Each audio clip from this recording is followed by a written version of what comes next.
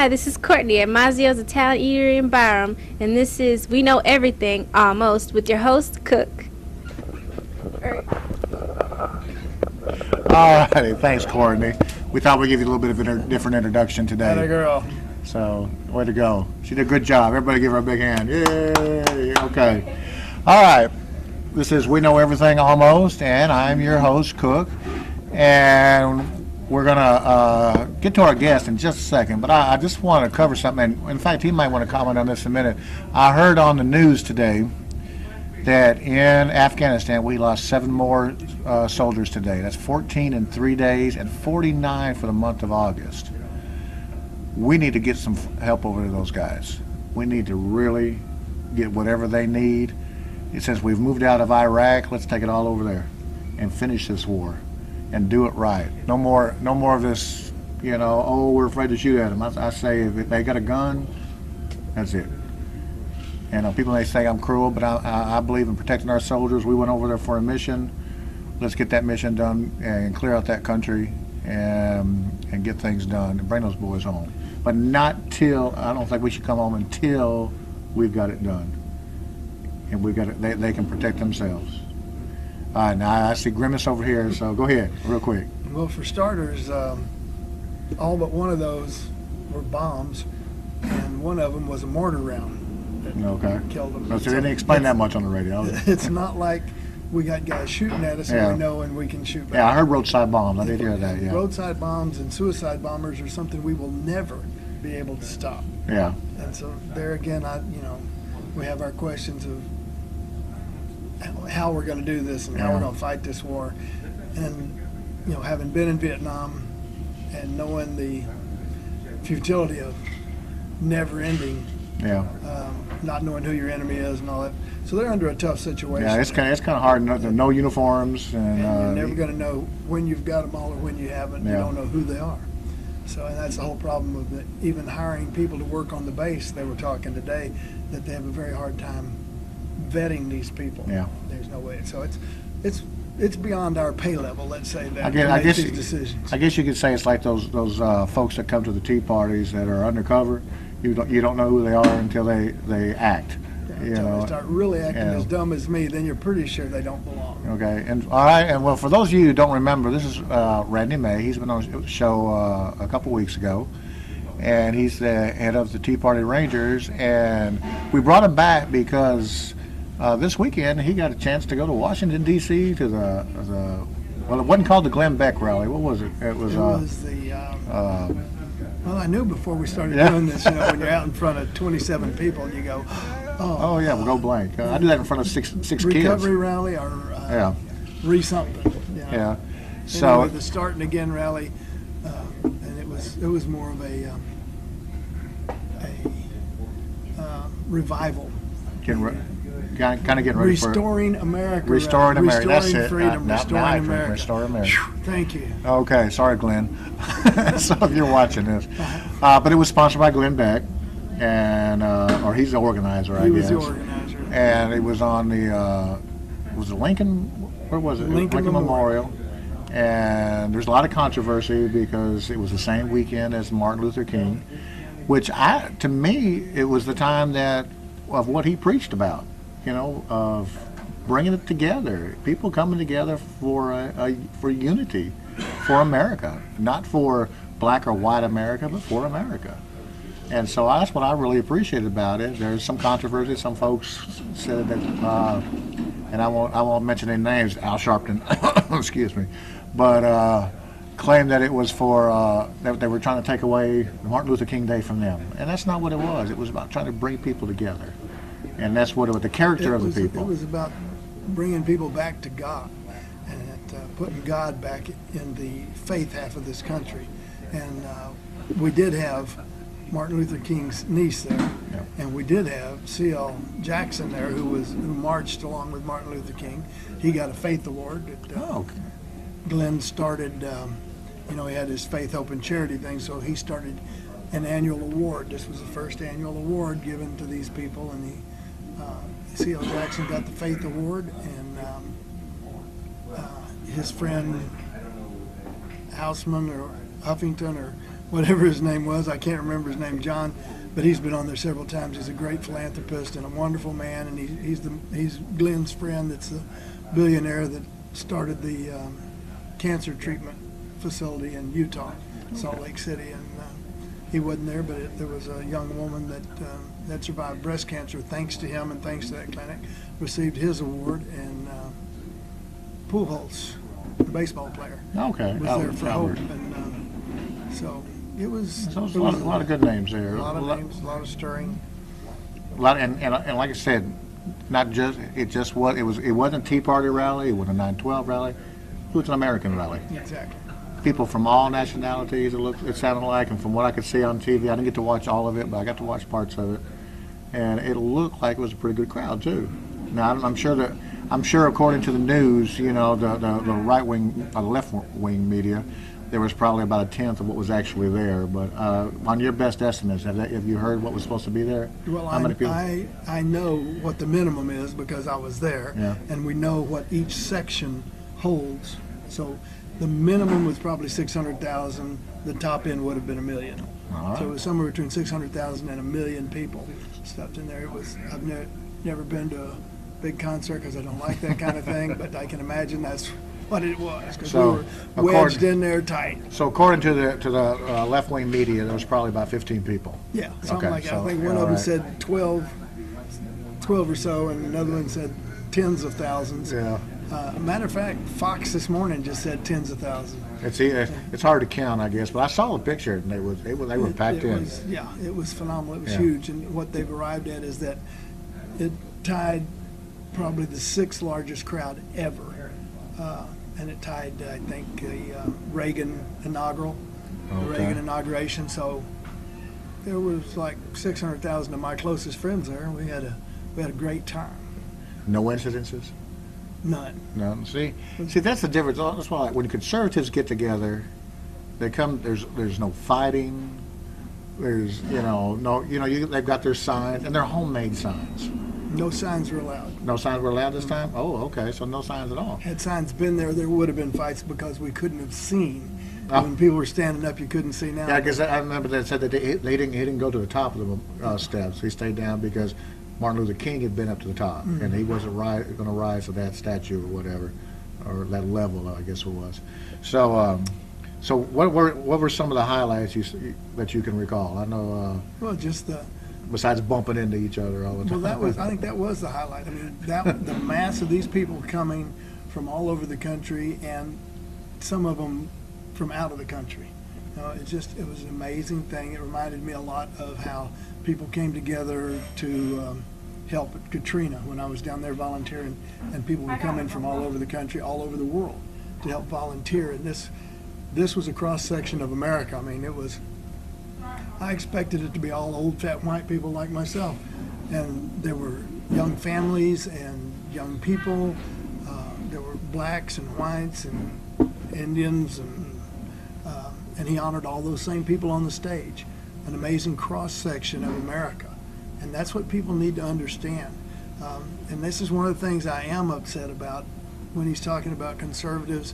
We don't get excited about anything. We're all just, we need to start getting excited. We need to start getting mad. But there was none of that. Nobody got angry, and everything went peacefully. That many people in and out. You should have had just a natural, should have had a brawl anyway. Yep. But the Sharpton rally actually didn't conflict time schedule or location. So, good. And I actually have a friend up there that drove me around while I was up there, who had just quit working at the company that was handling the Sharpton rally promotion and marketing for him, and doing the graphics and stuff for him. And she tried to tell him, man, this is stupid. You're walking from a high school down a road that doesn't go anywhere except to a closed construction site. But I guess that's all he had left. But he still made his noise. So many people commented on this thing immediately after it was over, and by their comments, you knew that they hadn't seen it.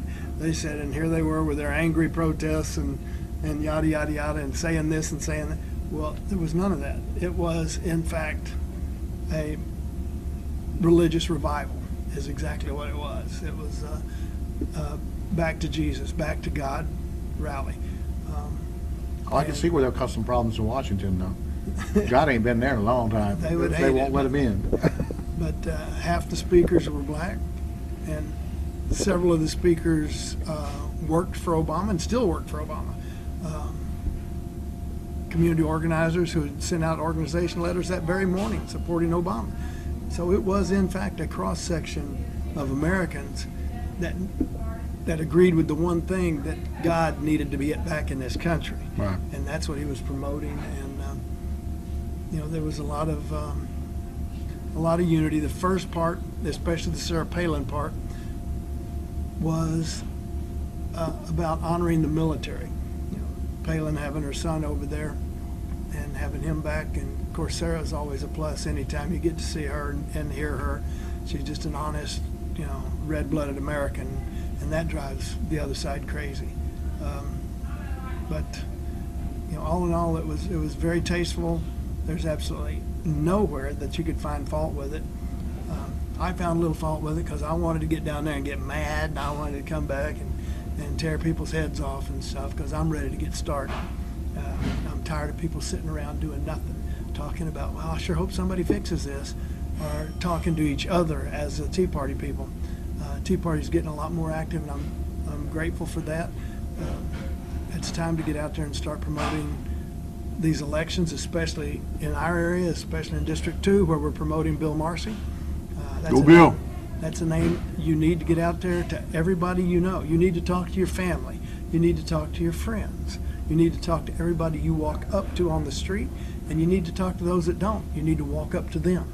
You need to wear T-shirts. You need to paint your car red, white, and blue and put Bill Marcy on it. If that's too big a price to pay, then you don't deserve the freedom you got. All right? Get off your couch. And so I've got a bumper sticker that says, "Get off your Democratic donkey" this November. There you go. And I'm telling you that right now. Well, this is the year, I think, and I think Bill's got a good chance. Things are looking a lot better for him, a lot better for him this year than it did for me in 2008, I'll tell you that. Well, we may have a little more help than that. Yeah, I didn't. Because Bill was there, and Bill got to talk to Sarah Palin, and Sarah Palin told him that she would come down here and help with the fundraiser. And if that happens and you people still sit on your butts, I'm going to be very unhappy. He's got to get with her people, and they got to get, his people and her people and all this. But there's a good possibility. We've got to get this thing national. We've got to first get it countywide. Somebody's got to open the door. Yeah. There is, as a matter of fact, a vote poll that's out there called $10 Friday. They just sent that poll around. I forwarded it to you. I believe you'll be getting it. And we need every one of us to get on that. I guess it's a web page. I don't know anything about this stuff, but $10 Friday. Run that out there and see if you can find it. Get on there and vote for Bill Marcy. If we get more votes than anybody else that's on that list, it's a lot of young conservatives that have potential, and the one that wins the vote, 80 bloggers take them on and put their name out there and raise money for them. Well, we'll put a link on our webpage. We'll put a link on your webpage, and somebody's got to do it because I don't know how. I help them out. And I thank Rick Cook very much for that, by the way. Rick Cook's doing wonders. He's a man of his word. He got defeated in the primary and turned right around the next day and was supporting Bill Marcy just as hard as he could. And that's what it is. It wouldn't have mattered if a rock had won. It's defeating Benny Thompson. So if a rock had beat me, I might not. You wouldn't be nearly as excited. I wouldn't have been as excited. But Bill, I think Bill's a good man. I give him all that, and And so was George. He was our other opponent in the primary. And Well, except George disappeared after George the primary. George disappeared, and I'm George gonna could try. help us a lot if George would fall back Yeah, in. I'm gonna try and get a hold of him, see if we can bring him out and talk to him one day out here, so that everybody can get to meet George. I didn't get a chance to meet him. He's a good man. But like I said, Bill got to speak out there. Bill didn't speak at the rally. Oh, did he not? I thought he would have had a chance Bill to. was there to speak. I misunderstood him too. I thought he was Okay. awesome. But after getting at the rally, no politicians. Yeah, because it really wasn't a political. It wasn't a political rally at all. rally. And matter of fact, there weren't that many politicians on the stage until the very end, and they ran them up there, but didn't introduce them or anything else. They just let them be bodies on the stage. But he was at the, is it Frederick Douglass, the Black Order or Yeah, whatever? there was. That was big, and anyway, there's an organization up there, and he was invited to speak at their meeting, or to be present at their meeting, and that's another big feather in his cap. Just being on the stage at the Beck thing gives us a lot of credibility. But when you look at these other races that are out there, and you've got Mark Rubio going against no names in Florida. Well, they may have names, but they're really no position by comparison to Benny Thompson. Benny Thompson is right up there behind Pelosi and Reid. He's one of the most powerful men, most powerful Democrats in Washington. He's also one of the most corrupt men in Washington. Thereby, he's one of the most wealthy congressmen in Washington. He is the chairman of the Homeland Security Committee, and that's a pretty powerful thing in this day and age. And it's perfect thing to blame him for doing nothing. He's in total favor of letting them come across the border and giving them all amnesty so they can become good Democrats. And you can pay for it. Congratulations. Yep. And we're paying for it now, and it's going to be worse and worse. Now, I did hear on the news that, and I can't remember which college it is. There's one of the universities have been pretty successful in their predicting elections over the years, because they look at polls, they look at all the different stats and stuff before they make their prediction. And they said came out with their study today, and it says more than likely, it says I think it's like a 95% chance that Nancy Pelosi will be handing over the gavel in January. She's going to be, I don't know if she'll get it. They didn't say if she's going to get elected, but she will not be in power. The Republicans are going to take the House. They're expecting, I think, like 54 seats at the minimum to turn. Well, the Benny Thompson would be a surprise for him. It'd be a big feather in their cap. I think even Bob Beckel, that ridiculous liberalist. I mean, what an idiot! There's no He's cure fun to watch. There's no cure for stupid, Bob. I'm sorry. Even Bob was talking today and saying that we would get within 1 or 2 of taking over the House, which is phenomenal, since I think we needed like 39 seats or something like that to take over the House in the first place. But it could be huge if enough people get out there and vote. If everybody gets off their donkey and votes in November. And take somebody with you. Take a friend with you. We don't care if they're dead, or if their name's Mickey Mouse or Mickey Mouse. Yeah, that's just for the this is Chicago Democrats. politics, baby. Yeah, I guess you have to fight fire with fire, right? No, we fight we try to fight dirty clean. with clean. Yeah, which is why we don't win. Yeah. Well, see, that's what they were talking about that. Let me kind of change the subject, but it's on what you were just talking about. I was listening to Kim Wade the other day. Kim Wade, for those of you who are a local African-American conservative talk show host. Stop it right there. What? There's something it's getting in my craw now. African-American? African-American. There is no such thing. Unless you have dual citizenship and you were born in Africa and you are an American citizen and an African citizen, you are not African-American. You are an American. I like that. I like it. We're gonna even use that. if you have dual citizenship, you have to pledge allegiance to one or the other. Yeah. So either you're an American or you're not.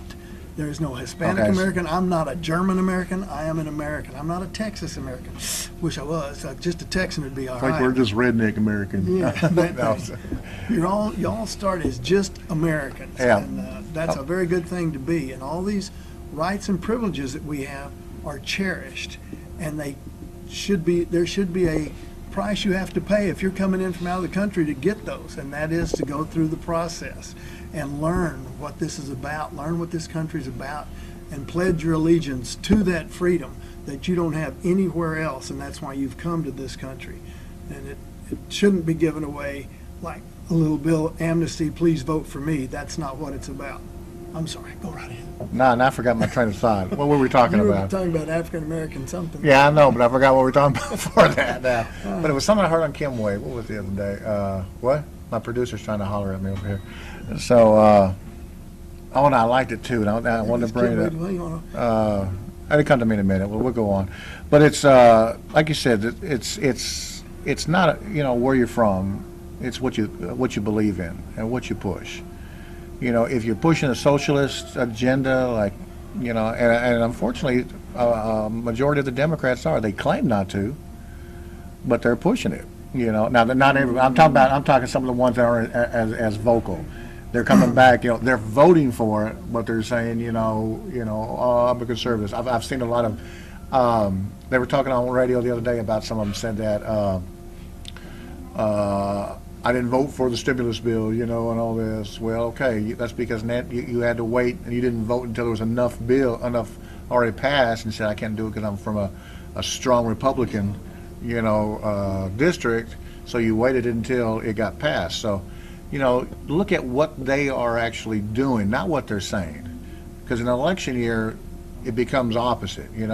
All the rest of the time they're doing what the Democrat Party does, what they stand for. But when it comes election year, those last few months, all of a sudden they start moving towards the center more.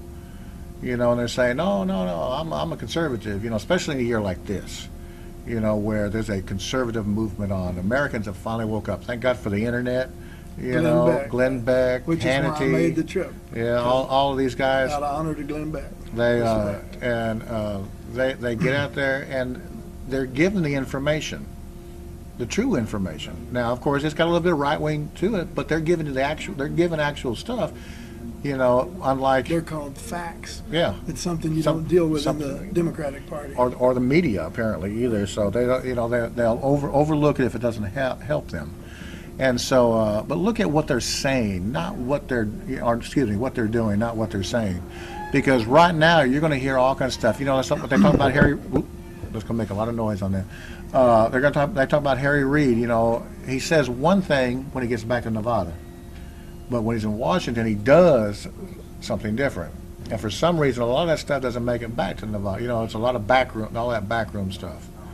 And so the people, a lot of people don't realize it. But now that we have the internet, we have the bloggers, we have talk radio, we have Fox News, and unfortunately, on TV, that's about it. Fox News. There's a reason they for find that. it. Yeah, they find out about this stuff, and people are finally waking up and they're realizing, hey, we're going down the wrong road here. We've got to turn this baby around now. And they keep talking about we don't want to go back to the Bush years. Yeah, those were good years. You look back at the beginning before the Democrats took over Congress in 06, we had like 4% unemployment.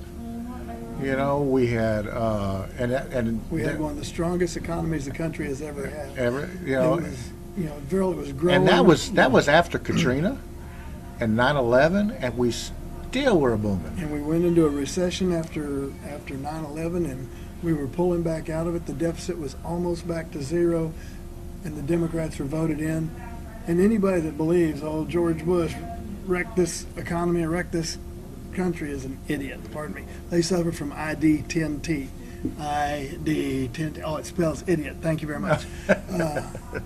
You look at the record, you look at the facts, and there's all kinds of conspiracy things out there. But George Bush was just a good man. And having had him as a governor in Texas, Texas is the #1 economy in all the states. It's always been strong. George Bush built that economy. He knew what he was doing. He knew what he was doing in Washington, and he had people around him that knew what he was doing. Unlike this administration, who has never even run a popsicle stand and hired 30 communists to be around him that also hadn't run a popsicle stand, but they were all political organizers, community organizers. Thank you very much. And they're not organizing very well, in my opinion. But they are. That's how he got elected. And if I can find, I'll throw it up here too. On this, I saw a billboard. It was on Facebook, and it said this. It was an ad for this one of those signs for the stimulus, packages, where they're doing the work on the side of the roads and all that. Well, somebody had changed it just a little bit. It said this. I think it said something along the line, and I'll put it up so you can see it accurately. This site financed by your children and your grandchildren's, future. So it was built by that. So, the thing is, when you're spending money we ain't got. And today, Obama's asking for a small business bailout. Where you get the money? But which, by the way, the tax cut for the small businesses was part of the Bush plans. Right. And he started in part of the Republican program when he got into office, and he was down bad-mouthing it, and then within 6 months to a year, it became his. Oh, yeah. We're going to help the small businessman. Well, he has no idea how to help the small businessman. That's the whole problem. Well, you help the big businessman, which is what helps the small businessman. Right. Because the small businessman is feeding off the big businessman, and the worker is feeding off the small businessman, and the yard workers are feeding off the middle class. Well, didn't he claim to be be like Reagan in some cases? Back during I think his early presidency, he was saying, I wasn't even listening. Well, I know, but yeah. I was trying not to watch. I was still a spiritual warrior floating out there having a great time, okay. Unconnected to the earth, and I was doing fine. Well, but the thing was, he was saying that he was like Reagan, how he helped people out. Whereas if you look at it, if you're going to follow Reagan's lead, follow the stuff that worked. Cut taxes, cut spending, and give the people a break. The first year of Reagan's tax cuts, when he lowered the tax cuts, government took a little dip. But if you look at the year after that, things skyrocketed because businesses hired. They didn't hold on to their money like they're doing now. That's the problem. The businesses are holding on to their money. They're not spending it. They're not hiring. We can see that in the numbers every week. Numbers come out. GDP came out to 1.6. That's not good. Which really went straight down from 4 to 3 to 1. Yeah. And so we're my producer's telling me we're just about out of time here today, so we're running out of memory on the camera and stuff. So we have we're to running out of memory between old gray heads here too. Yeah, we're running out of memory here too. We forget where we are and what we're talking about. But and one of these days I'll remember what I was. It'll come to me as soon as we turn the cameras Kim Wade off. was going to say? Yeah, it'll come to me. And I'm sorry, Kim. I listen to your show almost every day too. But we need to get back to the lower spending, cut taxes. When you cut taxes, for the rich. Now people say, "Oh, the rich got all this money," but if you cut taxes for them, they're going to spend it. The rich don't get rich by just hoarding their money. They spend it so they can make more money. Paying other people to do things for them. Right, and so they're going to hire. When you hire those people, those people you're hiring pay taxes. And so the way to get money into the government is to put more people to work. Well, the whole thing is, capitalism is the only economy that works with freedom. All right? But it cannot have the government interfering with it, or capitalism cannot work. Therefore, freedom does not work. Socialism and freedom do not work. All these entitlement programs are enslaving the masses, and that's where his votes are coming from. He has a big 30 to 40% voter base of strictly entitlement enslaved people, and my daughter's one of them. I have a daughter that's on that same entitlement gravy train, and it's going to be a shock to him to come off. But taking personal responsibility, being responsible for yourself. The companies should not provide health care at all. Everyone should be responsible for their own. Responsible, that's the big thing. We got to go. Personal responsibility. Next week, we want you to come on by. We're going to have Alan Ramsey here from Fair Tax. Love Alan. And, come out. Mazio's in Byram at Love 9 o'clock on Mazio's. Mondays. The following week, we're going to have the mayor from Byram, Nick Tremonti. Now, I'm going to have a taped interview with him. He can't make it on Monday night, so I'm going to tape one. But I'll be here, and maybe I'll get ready to come out, and we can talk a little bit of things before we show the tape.